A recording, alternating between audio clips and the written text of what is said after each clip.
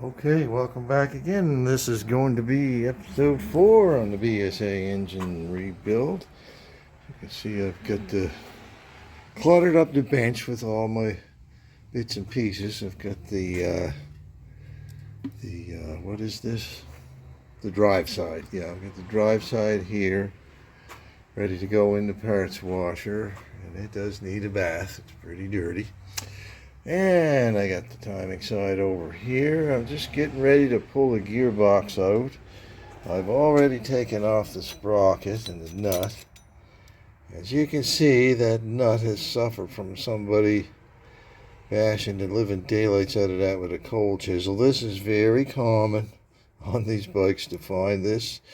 What I'll do, you can't get a wrench on it when it's all beat up like that. So what I'll do is I'll file down all these nasty spots so that when I go to put it back together, I can actually use a proper wrench on it. There's the lock tab that was on it, but they didn't have the lock tab bent over the nut, so that could have come off while it was running. And there's the sprocket. That's a 22th sprocket. That's a little bigger than what standard fitting is. I can't remember exactly what number the standard one is for 650. But 20, that should be a pretty good choice for a sprocket. It's slightly worn, but it's certainly not in need of replacement. So I'll clean that up, reuse it, and no reason why that shouldn't last for a long time in there yet. I've taken the nut off the end of the kick ratchet here, and I wanted to show you that. The teeth on both sides of that are nice and sharp. They're not blunt or bent over or anything, and they fit nicely together. The teeth on the pinion gear itself look good, so they can engage with the quadrant. There's a little bit of rust on one or two of them where I mentioned there was water had gotten in there, but that there, you can see it right there. But that ought to clean up pretty good. The teeth look to be in pretty darn good condition. I've seen some of these that had been used for years, and the teeth were really worn and they were still working, so this one ought to do just fine. There's the bushing that goes in, a spring that keeps the two halves of the ratchet together. So I'm just going to put these in the box here with everything else. And now I'm getting ready to take out that transmission. I've got all the bolts or nuts off but one, so stand by and we'll see how difficult that little job turns out to be. Okay, the camera's up in the tripod. These usually come out really easy. Sometimes you need to hit the end of the main shaft with a hammer to get them started, but I'm going to pry this one at first and see. Ah, there it comes. Yeah, that wasn't too hard to do at all. So I will unscrew that last nut off of there, put that in the box. Now, as I might have mentioned before, these are what I like to call a plug and play unit, because you literally slot the whole thing in there, and sometimes you can get even the main drive gear out of there without too much problem at all. If not, you will definitely get almost all the gears on the main shaft to come out too. That's what I'm talking about. Plug and play. Just like that. The right shaft came out a little bit. There we go. The last gear, the high gear, is still in that transmission, but that should come out with just a little bump with a plastic hammer here. Let's see if I can get that one to come out. Shouldn't be a big problem. Yep, there it goes. And let us put that back on the end here where it belongs. There's the whole transmission. Like I said, plug and play. There's a little bit of rust here on one of the shifting forks. That's probably from where the water came in, but that'll clean up nicely. I'll go over those gears, check the dogs, the engagement dogs, and make sure they're not rounding off or anything. And yeah, anyway, everything looks good so far. So set that in that little red box over there. I'm going to have a quick look at that needle bearing in here where the lay shaft goes in. I'll bring you right down out of that tripod here. Just give me a second to wipe off my hands. Okay. So, yeah, you can see that that needle bearing is in really nice shape. And let's feel that. Oh, that's nice. Yeah, there's not a lot of miles on this bike, especially going by that, by the wear that's on the,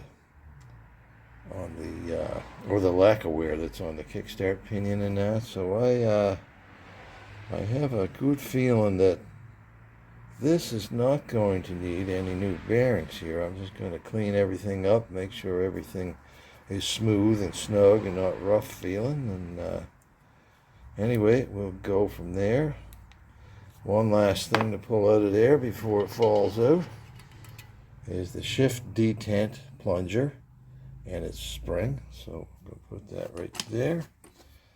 And yeah, I can get that over in the parts washer now, clean that all up, and then I'll heat these cases up and take this bushing and this outer bearing race out of here.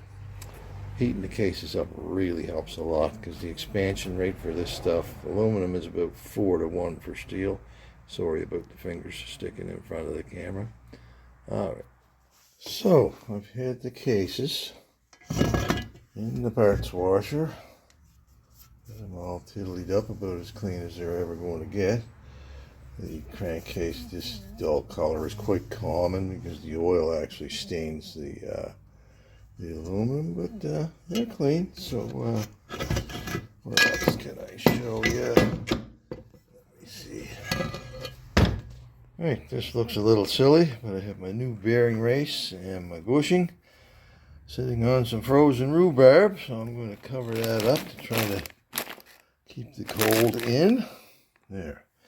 I'll just set that box on there to hold it in place. Meanwhile, I'm going to take the driver out of there first, but yeah, I'm going to take my cases over to the old barbecue, which I just fired up, and see if I can get the bushing out of this one. Shouldn't be a big problem. And see if I can get the old bearing race, the outer race, to drop out of that one. And no, I was not kidding. I just stuck the drive side case in there, so hopefully that'll heat up. If everything's going good, that outer bearing race should just drop right out of there. There's the old outer race from the drive side bearing. Just anyway, this one just fell out in the barbecue, and the new one, since the old one fell out, the old one just dropped right in. And don't forget when you put them in that these bearings have a lip on them, and the lip goes toward the outside of the case. In other words, the numbers go toward the outside. If you forget and put it in the wrong way, well, you're not going to get your bearing together because they have that lip on them. Okay, this is showing about 400 degrees on my little infrared thermometer, so that should be plenty hot enough to knock that bushing out of there. So here goes nothing. Yep, not too bad. Now, let's try and get the new one in. So, I had to get the studs out of there so I could lay that down nice and flat to drive this new bushing in. So, the bushing's nice and cold. I'm going to line that as best I can with the groove in the block. Look at that, that just didn't quite fall in, but it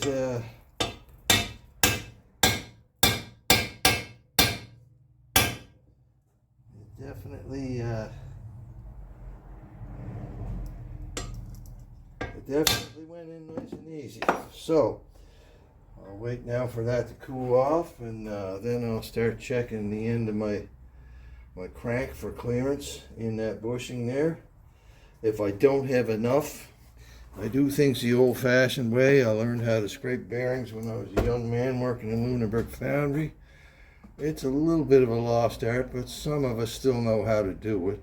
If I was doing this kind of thing like on a weekly basis, I definitely would buy a line reamer for doing those bushings, because it does take quite a little while to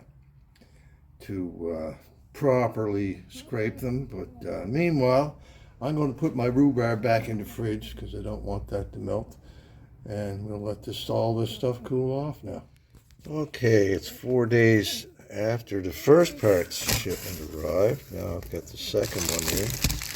This is a Wednesday. I've got the 2 bushings for the small ends. I've got the crankshaft sludge trap plug.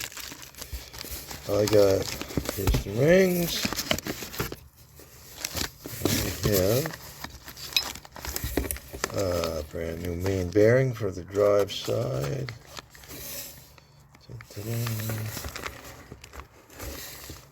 BSA main bearing A65. And last but certainly not least, I got a brand new timing chain adjuster shoe. So that's terrific. Almost there. I'm just waiting now for, let me think, connecting rod bearings to come. The shells for the big ends. So they ought to arrive pretty soon, because I think I ordered them the day after I ordered this stuff from Burton's. So maybe they'll show up tomorrow or Friday. Anyway, we'll see. Okay, unless something else comes up, I think this is it for my engine parts. Those are new old stock Hepalite connecting rod bearings, still in the plastic. Beautiful looking things. Anyway, that's 10,000 over. And when did I get them? Yesterday in the morning. After I received those, I took the crankshaft and the cylinders over to the machine shop in Dartmouth to get them machined. So the crank will be getting ground to 10,000 under, and the cylinders will go to 40,000 over to get a nice smooth finish on them. And once I got those back, I should be in business, should be able to start putting this thing back together. Well, now, if you wonder what happened to that frozen rhubarb I was using to chill my bearings before I put them in, well, I made them into a rhubarb strawberry crumble and put some ice cream on it, so I'm going to have that for a little treat. This is before supper, actually, so I'm eating backwards here. I thought I'd lay out the transmission and have a look at that. It's pretty simple. It's what you call a constant mesh transmission. Most motorcycles are. The gears are always in mesh with each other and they never come out. I'm going to remove the shifting forks here just to show you a little better. What goes on is these central dogged elements are what moves back and forth. They always remain in contact with the neighboring gear, but the dogs help them engage with those neighboring gears. So it's kind of fun to sit and look at these and move the gears around just to try and figure out how the power comes in from the main shaft and comes out the output shaft here. So anyway, I have done something here, and I have to give a shout out to a guy named Paul Henshaw. He has a really good YouTube channel where he works on old British bikes. He's based in the UK, and a tip he gave me is something that I've never heard of before. Like sometimes you'll get these bikes that they pop out, especially pop out of first gear, right? And that's real annoying. And what he recommended doing was that if you have the same number of teeth on those two shifter gears, you can just switch them around and it will put a brand new or only slightly used face in contact with the neighboring gear that way and prevent any further slipping. So I did that here. This particular transmission wasn't jumping out of gear, but I thought, hey, why not use it? So thanks for that tip there, Paul. That's a really cool thing. It's a lot easier than back grinding the faces. Just wanted to backtrack here a little bit and just talk about that timing side bushing again. I wanted to show you what the original steel ones look like. Like this is the outside steel shell with the ports in it where the oil gets through to the crankshaft and up to the connecting rod bearings. This is the actual shell that fits right inside of that, right? In order to get this out, there's a little pin goes through that hole. That's a locating hole that keeps that bushing from turning inside the case, right? So, in order to get these out, you have to take the little bushing out, which fits in that little hole right there. And it looks like, the top of a nail that's been cut off and goes through there, and that, like I said, keeps the inner bushing from turning. Because if, let's say, that did turn, you would cut off your oil supply holes, and then all the fun would be done. But sometimes I do make oversized bushings out of that rotocast bronze that I was mentioning, and I'll fit them into the shell. Like if I can't get the right size bushing, or if I just, if I don't, for example, let's just say that crankshaft main journal was worn down. Let's just say 5 thou, but it was smooth and pretty, and I didn't want to get it ground down to 10 thou undersize, and I could just make a bushing up to fit that other one if I polished it, made sure it was straight and all this sort of thing.